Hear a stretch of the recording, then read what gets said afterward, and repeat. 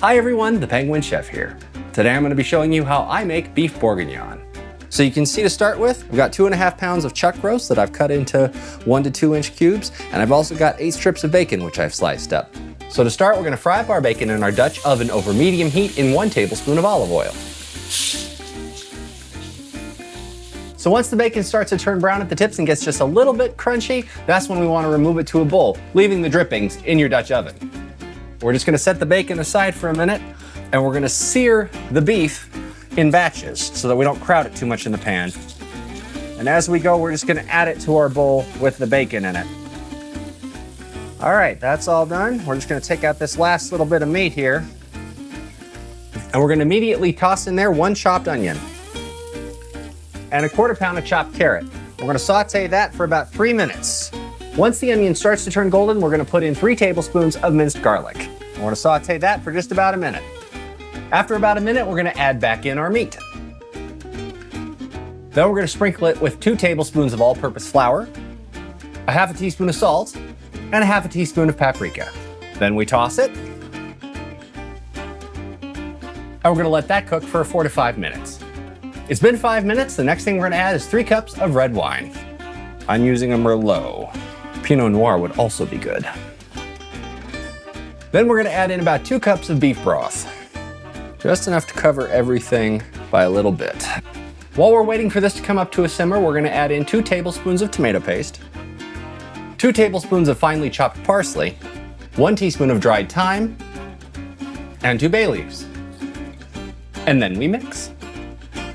All right, so this is just starting to simmer, so we're going to put a lid on it, turn off the heat, and we're going to cook this for about 2 hours in our 350-degree oven, or until the meat is just falling apart. We're going to put our Dutch oven on one of the lower racks.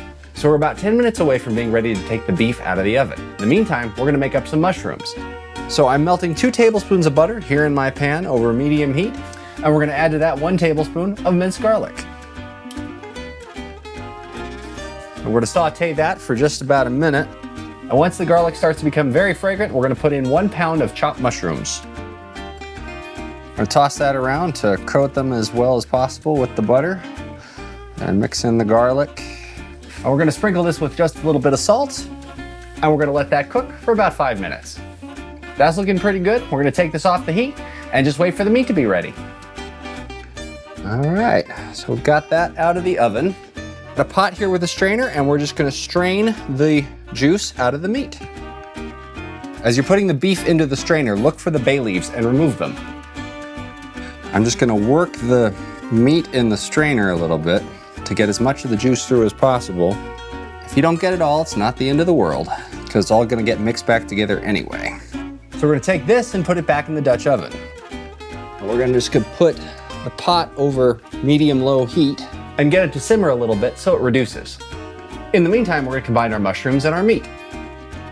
Now we're going to put the lid on this just to keep it warm. Now, while we got our sauce simmering here, it gives us an opportunity to do 2 things. One is to adjust our seasoning. If you want a little more salt or pepper, now's the time to put it in. The second thing we can do is actually remove any of the fat that might come up to the surface. So now we're going to add our sauce back in with the meat. All right, there we have it, the Penguin Chef's take on beef bourguignon. And you can serve this as I'm doing over rice, or you can serve it over mashed potatoes, or you could even serve it with pasta. Hey, thanks for watching. I hope you enjoyed the video. Check out the channel for more great recipes. Until next time.